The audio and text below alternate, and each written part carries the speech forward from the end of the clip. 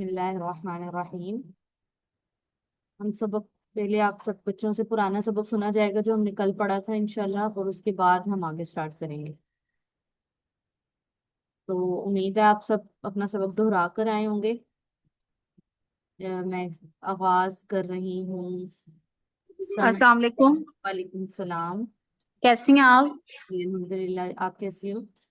मैं ठीक। आप ही हो? कल तो मैं क्लास में नहीं थी और कल का सबक भी नहीं आया था ग्रुप में कि मैं उसको रिवाइज कर ली थी। हाँ, मैंने देखा भी नहीं वो था। अभी थोड़ा सेटअप किया जा रहा है कि ना आपको यूट्यूब पे लोड कर दी जाए रिकॉर्डिंग्स, तो इंशाल्लाह ठीक हो वो गया रहेगा। ना। कल कल कुछ मजबूरी थी, मैं जॉब पे थी तो रास्ते में बाइक खराब हो गई, इस वजह से कल मैं ज्वाइन नहीं कर सकी क्लास।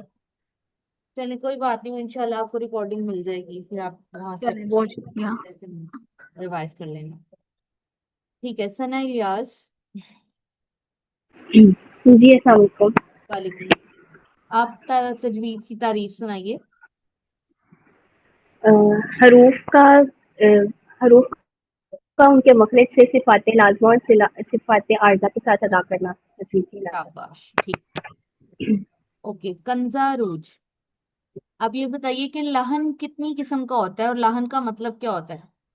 लाहन की दो अक़साम है और लाहन का मतलब है कुरान मजीद को उसकी कवायद और तजवीज़ के खिलाफ पढ़ना। ठीक है, और लहन की जो दो इकसाम है वो कौन कौन सी हैं?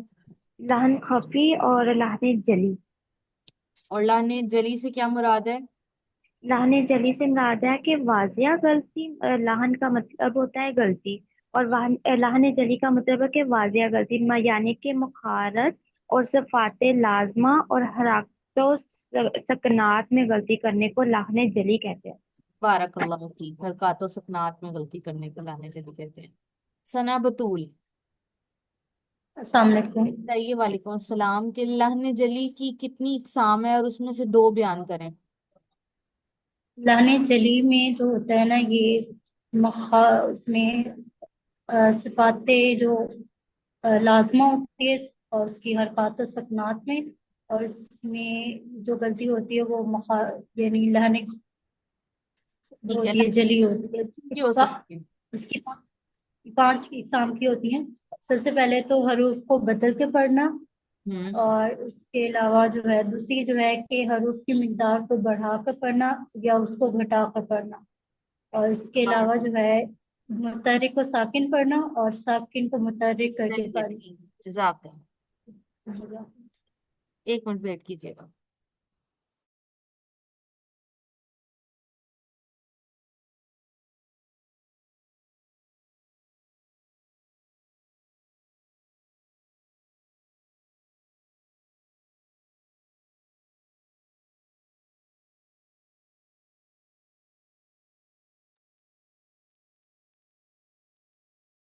जी, मेरी आवाज आ रही है सबको? जी, आ रही है। ओके।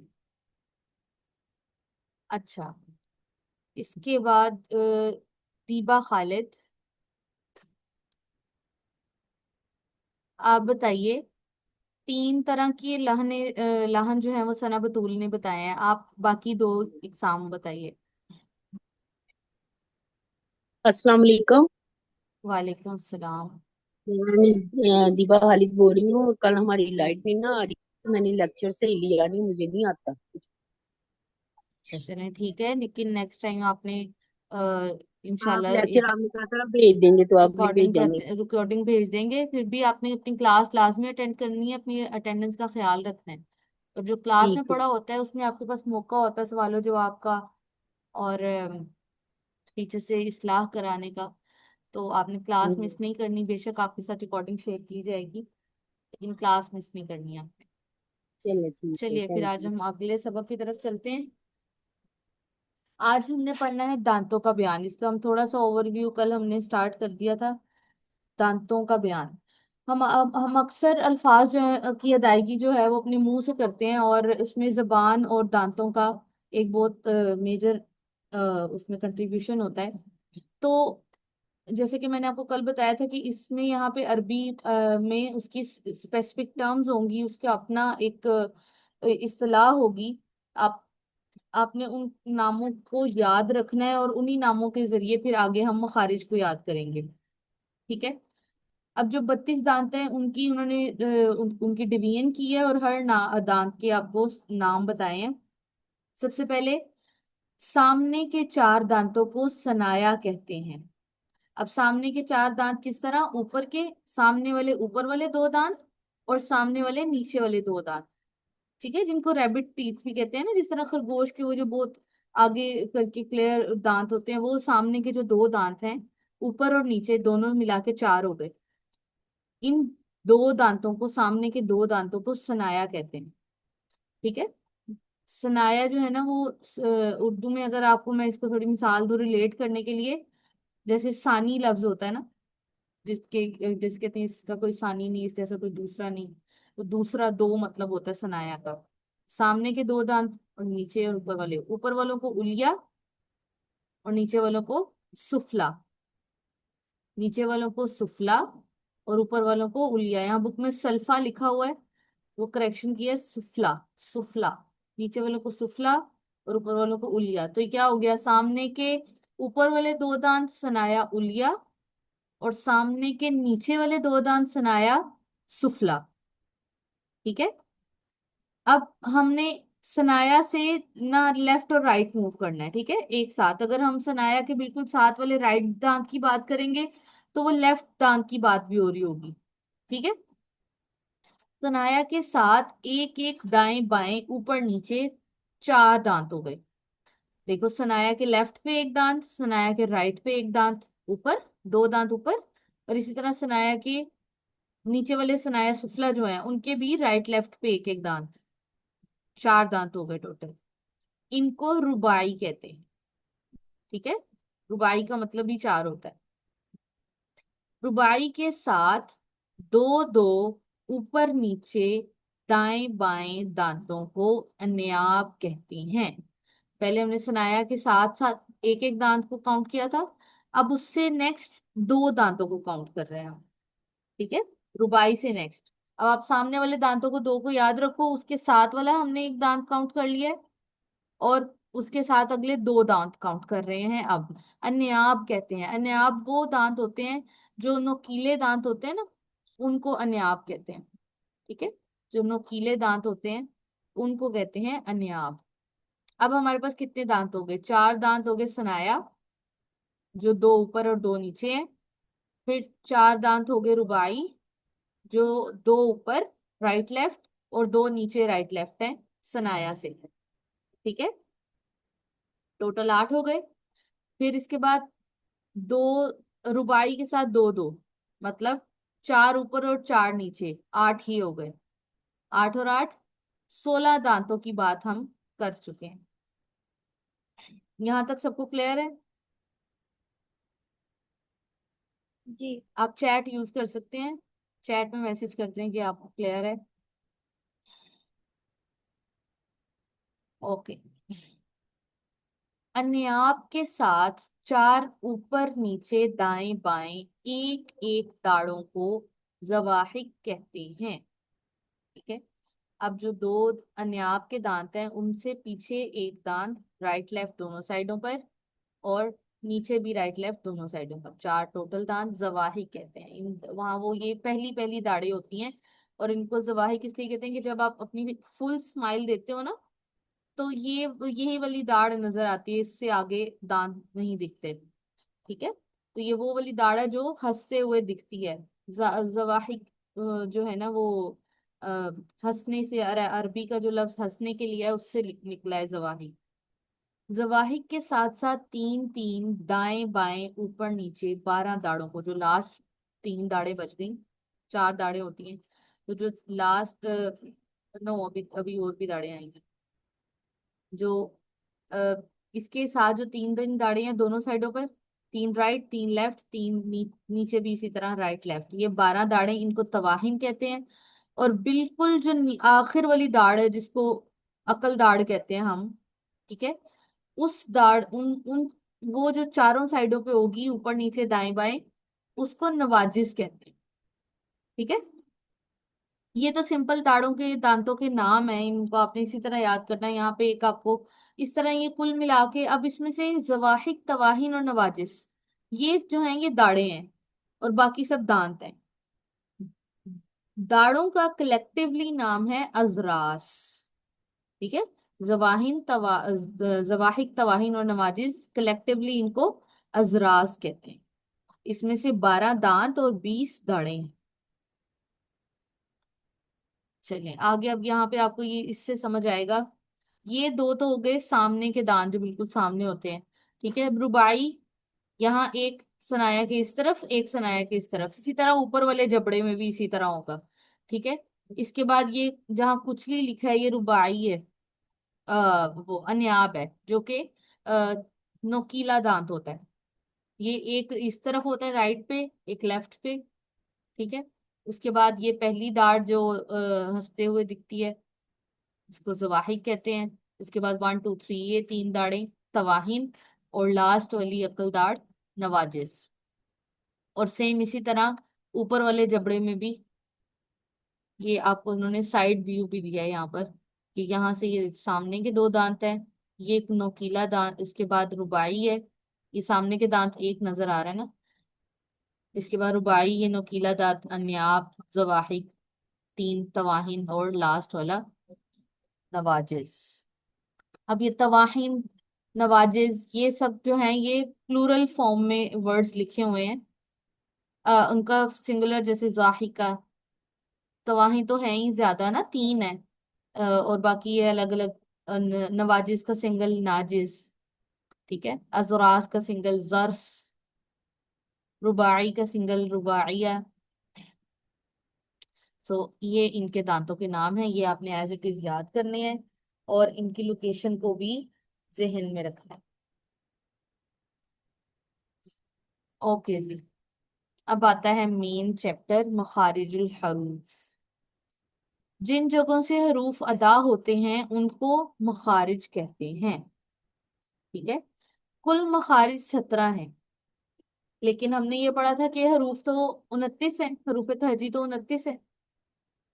तो ऐसा होता है कि कुछ हरूफ ऐसे हैं जो अपना मखरज शेयर करते हैं, जिनके निकलने की जगह एक ही होती है। ठीक है, अब ये कैसे हो गया?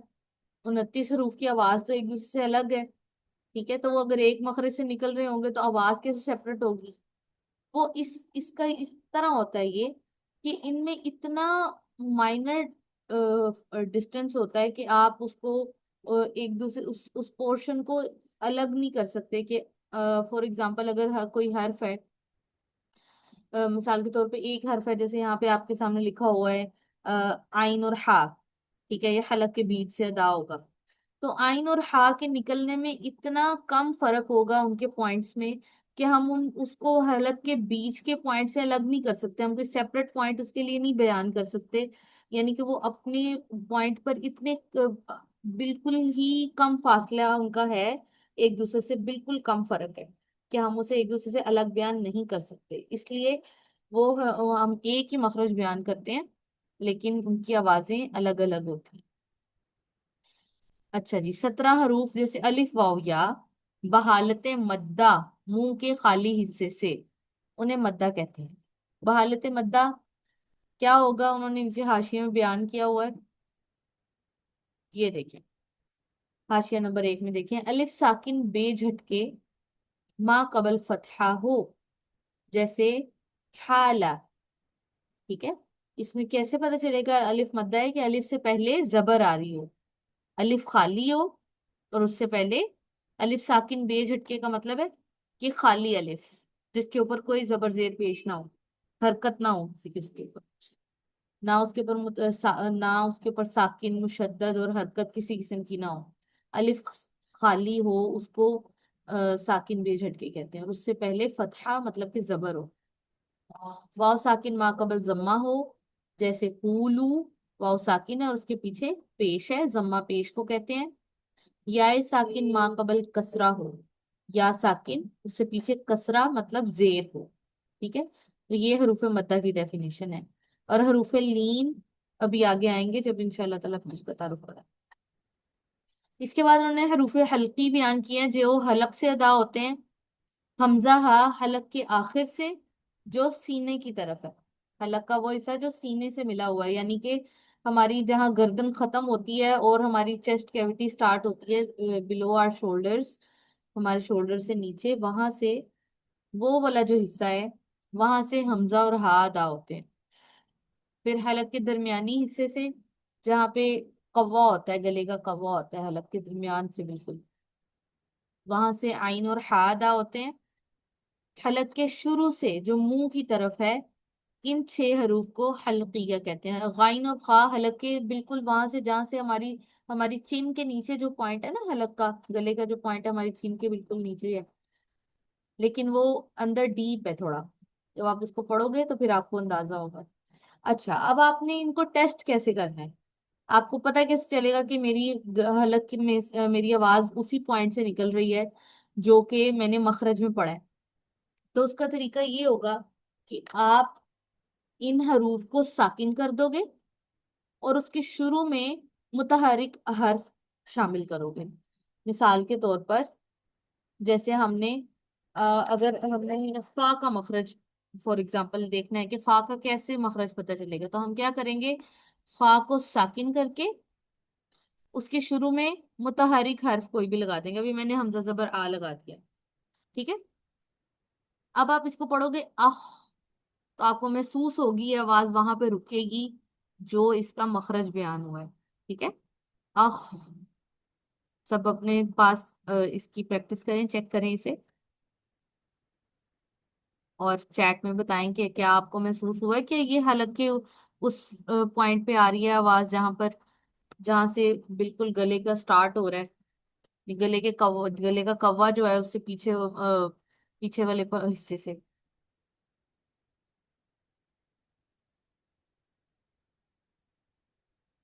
हम्म, ठीक है। इसी तरह हम हर हर्फ का मखरज चेक कर सकते हैं। हमजा का मखरज अगर चेक करेंगे तो हमजा की आवाज जरा झटके वाली होती है। आप सब बच्चे मेरे साथ पढ़ोगे। आ, ये गले के सीने के आखिरी हिस्से पर, जहाँ थोड़ा सा एक घड़ा घड़ा सा भी होता है, एक घड़े की तरह थोड़ा सा दब जगह होती है, तो वहां पे अगर आप अपनी उंगली रखो हलक के आखिरी हिस्से पर, अगर फॉर एग्जांपल इस तरह हमारा हलक है, यहाँ ऊपर हमारा फेस है, यहाँ शोल्डर्स है, ठीक है। तो यहाँ पे एक इस तरह गड़ा सा होता है। ये पॉइंट जो है, यहाँ पे आपको हमजा और हा अदा होते हुए महसूस होंगे। हमजा की प्रैक्टिस करें। आ, और यहाँ उंगली रखें, जो पॉइंट मैंने आपको बताया है, यहाँ पे फिंगर रख के इसको पढ़ें। आ, आपको यहाँ आवाज महसूस होगी। और इसी तरह उसके बाद हा की प्रैक्टिस करेंगे। गोल, 2 आंखों वाला हा या गोल हा। आह, आह। क्लियर है ये दोनों पॉइंट्स? अच्छा, मद्दा को हम इसलिए भी उसके मखरज को चेक नहीं कर रहे क्योंकि मद्दा ऑलरेडी साकिन होते हैं, और मद्दा की आवाज सिर्फ मुंह के खाली हिस्से से आती है। वो हवा से शुरू होकर हवा पे खत्म हो जाते हैं, मतलब वो किसी जगह पे रुकते नहीं है। जैसे हमने कल पढ़ा था कॉल, तो वो रुकता नहीं है, वो फ्लो में आता है, इस वजह से हम उसे चेक नहीं कर रहे। आपने इनकी डेफिनेशंस लेकिन लाजमी याद करनी है। मैं आपको अभी इसकी एग्जांपल्स भी बताऊंगी कुछ, और फिर आप कुरान मजीद से भी वो ढूंढेंगे। अब हम हमजा और हा का मखरज चेक कर चुके हैं, आगे आइन और हा। ये थोड़े अल्फाज ऐसे हैं जो ज्यादा मेहनत तलब है। मुश्किल बिल्कुल नहीं है, मेहनत तलब है। जो मेहनत करेगा उसके लिए बिल्कुल मुश्किल नहीं है, जो मेहनत नहीं करेगा उसके लिए मुश्किल होंगे। सो आपने, कल मैंने आपसे कहा था कि आप अल्लाह ताला को अपना मददगार बनाएं, अल्लाह से दुआ करें, इंशाल्लाह ताला आपके लिए आसान रहेगा, हिम्मत नहीं हारेगा कोई भी। आइन की प्रैक्टिस करते हैं। आइन यहाँ गले के मिडल पॉइंट से बिल्कुल यहाँ पर, ठीक है, जहाँ पे मर्दों की एक बहुत हड्डी सी नुमाया होती है ना, ये वो वाला हिस्सा है आइन। आ, आ, अपने गले पे हाथ रखें, और अगर आपको वो हड्डी हिलती हुई महसूस हो रही है, सो आप सही अदायगी कर रहे हैं। इसका एक और तरीका होता है कि इसकी आवाज इस तरह होती है जैसे कि किसी ने आपका अगर आपका कोई गला दबा रहा हो तो उस तरह का साउंड निकलता है। या अगर आप इसको मुतहरिक हालत में पढ़ रहे हो तो निगलने वाली आवाज होती है, जिस तरह हम नवाला अंदर निगलते हैं ना, इस तरह ये कि हम अपनी आवाज को दोबारा अंदर की तरफ लेके जा रहे हैं। आ आ। मैं एक दफा पढ़ा कर उसके बाद आप सबसे ये सुनूंगी भी। इसके बाद हा। इसकी आवाज दूसरे हा से फर्क है। दो जो दो आंखों वाला हाथ है उसकी तरह भारी आवाज थी, आह। और इसकी आवाज थोड़ी बारीक है, आह। आह। इस तरह से गले के दरमियान से। और गले के ऊपर वाले पॉइंट से बिल्कुल जो हमारे फेस के साथ ही स्टार्ट हो जाता है। यहाँ से गाइन और खा अदा होगा। आओ। गाइन की आवाज आओ। आओ। और खा की आवाज अख। अख। चलिए यहाँ तक क्लियर है। मैं सबसे अगर आप रेडी हैं तो मैं फिर आपसे सुनूं, या आपको कोई क्वेश्चन है तो पूछें।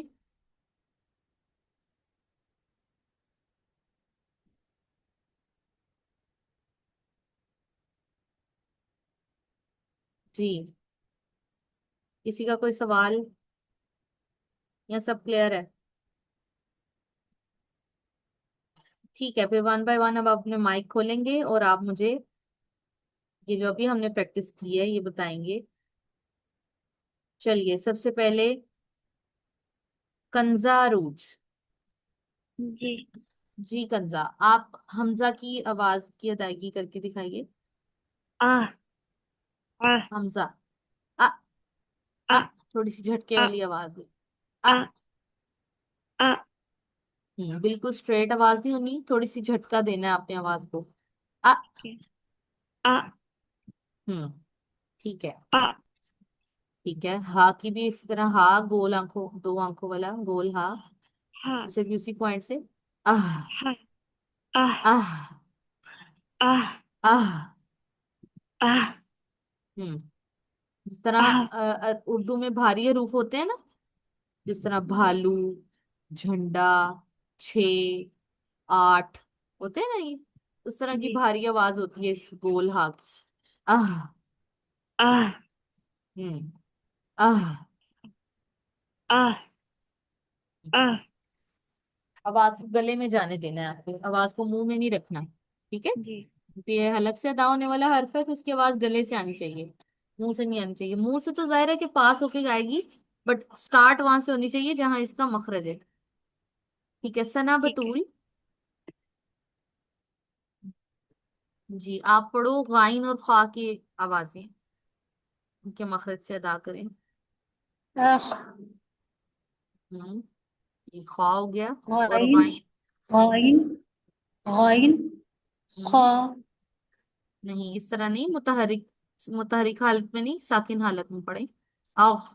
आख। आह आह आह दोनों में फर्क होना चाहिए। आख। आख। आह अख में जरा खा की आवाज में थोड़ी खरखराहट की आवाज आती है गले से, जो कि गाइन में नहीं होती। आह आह ठीक है, गुड। चलिए अरूश, आप पढ़िए आइन और हा। R ah दोबारा से। R ah हाँ, ठीक है। हा आपका बेहतर है, आइन पे आपने और प्रैक्टिस करनी है। ईशा खालिद। R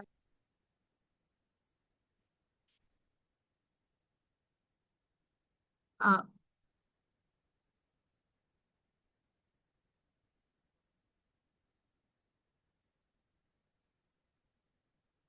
सना इलियास। जी सना, आप हमजा और हा की जी। अदायगी करें। हमजा आ और हा आह। ठीक है। दीबा खालिद, लेफ्ट कर गई हैं? नहीं, नेक्स्ट क्लास में। ओके दीबा खालिद, आप पढ़िए गाइन और खा। आह गाइन गाइन की आवाज आग। आह आग। गाइन आह आग। आह ये तो खा की आह। आवाज है ना। हाँ जी, गाइन गाइन आह आह अख। आहो। आह गुड। आह ठीक है। अच्छा, मुझे बताइएगा कि आप अपना नाम आयशा खालिद पर है या ईशा खालिद है?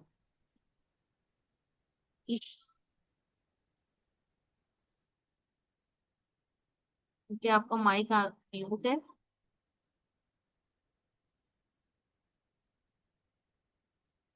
बाकी सबने तो पार्टिसिपेट कर लिया। ठीक है। अब आप थोड़ी सी एग्जांपल्स देखें इन हरूफ की, हरूफ मद्दा की, ताकि आपकी प्रैक्टिस थोड़ी अच्छी हो। और आपने फिर मैं आपको होमवर्क दूंगी, आपने कुरान मजीद से ये एग्जांपल्स ढूंढ के लानी है।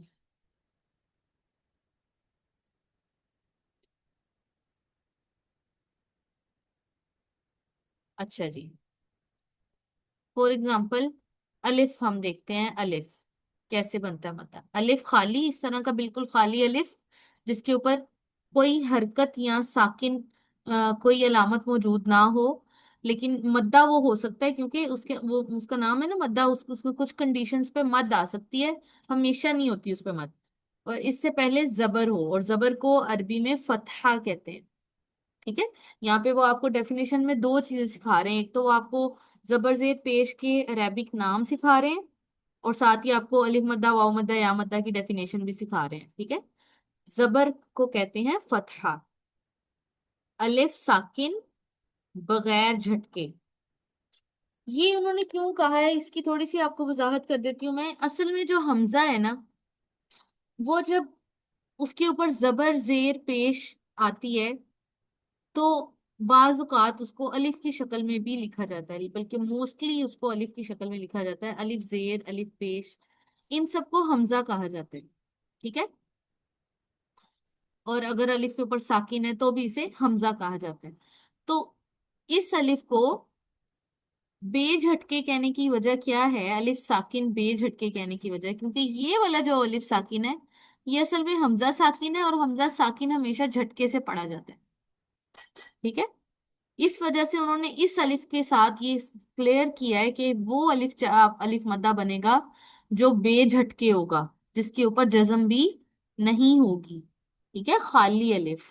इसलिए उन्होंने ये क्लियर किया है कि बेझटके अलिफ होना चाहिए, तो वो मद्दा बनेगा। जो झटके वाला अलिफ है वो मद्दा नहीं बनेगा, क्योंकि वो तो हमजा है। अलिफ के ऊपर जब भी हरकत आती है वो हमजा कहलाता है। समझ आ गई? अलिफ के ऊपर जब भी कोई हरकत आती है, जबर जेर पेश या साकिन, तो वो हमजा कहलाता है। इसलिए उन्होंने यहाँ वजाहत की है कि अलिफ साकिन ऐसा होना चाहिए जो बेझटके हो, यानी उसके जज्म ना। ठीक है। सो ऐसा अलिफ वो क्या कहलाएगा? अलिफ मद्दा, जब उससे पीछे, के पीछे जब फतहा आएगा। और फतहा किसे कहते हैं? जबर। ये हो गया अलिफ मद्दा। अब हम इसकी एग्जाम्पल देखते हैं। और एग्जाम्पल ऑल है। ठीक है। अब यहाँ पे अलिफ खाली है, उस पे कोई कोई अलामत नहीं है, और इससे पीछे वाले हर्फ पर जबर है। तो ये क्या बना? अलिफ मद्दा। इसको आपने 1 से 1.5 सेकंड लंबा करके पढ़ना है। ठीक है। और इसकी और 1 से 1.5 सेकंड जो लंबाई है उसको हम एक अलिफ कहते हैं, क्योंकि ये स्टैंडर्ड मिकदार है अलिफ मद्दा की। ठीक है। तो उसे एक अलिफ से बयान किया जाता है। इसी तरह कोई और एग्जांपल देखती हूँ मैं आपको। ला, बहुत कॉमन इस्तेमाल होता है वर्ड ला। ये अलिफ खाली है बिल्कुल, इस पे कुछ नहीं है, और पीछे वाले हर्फ पर जबर है। इसके बाद काना। काना अलिफ खाली, माँ भी उसके है अभी। पीछे। माँ। जी बिल्कुल, माँ। ठीक है। तो ये सारे जो एग्जांपल्स हैं, ये अलिफ मद्दा की एग्जांपल है। इसको एक अलिफ लंबा करके पढ़ा जाता है। अगर काला की बजाय कोई पढ़े काला, गलत। ठीक है। काला, इसका तरीका, अगर आप बिल्कुल बिगिनर्स हैं और उसको अपनी प्रैक्टिस करना चाहते हैं, तो अपनी मुट्ठी को बंद करें और उसमें नॉर्मल एक उंगली खोलें। जितनी देर में वो नॉर्मली पूरी खुल जाती है, वो एक अलिफ होता है, और तब तक आप आवाज को लंबा कर सकते हैं। कौला, कौला, कौला। ठीक है। अपनी फिंगर को अपनी बंद मुट्ठी से एक उंगली को खोलें। जितनी देर वो खुलने में लगेगी, उतनी देर तक आप लंबा आवाज को लंबा करेंगे और वो एक अलिफ के बराबर अदायगी होगी। इसी तरह वाव मद्दा पे वाव साकिन और उसके पीछे वाले हर्फ पर जम्मा। जम्मा किसे कहते हैं? पेश को। जम्मा पेश को कहते हैं। जिस तरह एक एग्जांपल उन्होंने आपको बुक में दी है, कूलू। ठीक है। इसी तरह एक एग्जांपल है कूनू। इसके बाद दूना। यहाँ पे आप देखें वाओ साकिन और उसके पीछे वाले हर्फ पर पेश है। ठीक है।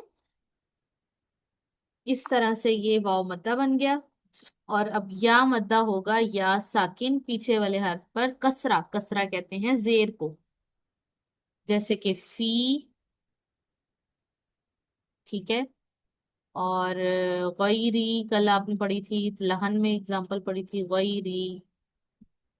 ये लास्ट वाला देखें, या से पहले जेर है। ठीक है। इस या से पहले, ये वाले या से पहले जबर है तो ये मद्दा नहीं होगा। इस या से पहले जेर है तो ये मद्दा होगा। तो इस बात का ध्यान रखना है आपने। और इसमें आपको एक बात मैं आपको याद रखने के लिए पॉइंट बता रही हूँ कि मद्दा में वही हरकत आती है हर लफ्ज से पहले। अलिफ से पहले वो हरकत आएगी जिसकी आवाज अलिफ के जैसी है। जबर की आवाज अलिफ की तरह होती है ना।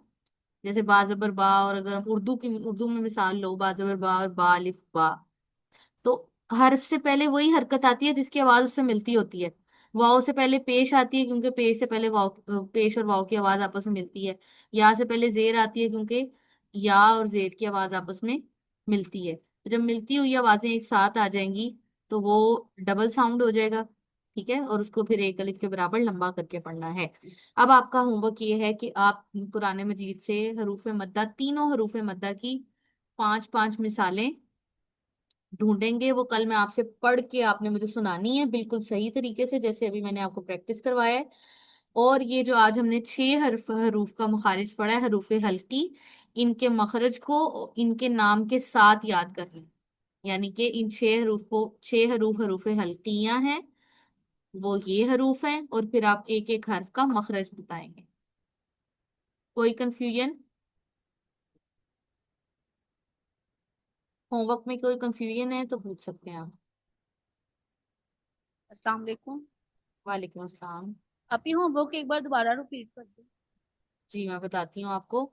आपने हरूफ मद्दा, अलिफ मद्दा की 5 मिसालें, वाव मद्दा की 5 मिसालें, या मद्दा की 5 मिसालें निकाल के अपने पास रखनी है। ग्रुप में शेयर करने की जरूरत नहीं है। सिर्फ अपने पास निकाल के रखें। मैं कल सब जब आपसे क्लास होगी तो मैं आपसे पूछूंगी कि आपने अलिफ मद्दा की जो मिसालें ढूंढी हैं वो मुझे पढ़ के सुनाएं। वाव मद्दा की जो ढूंढी है मुझे पढ़ के सुनाएं किस तरह से।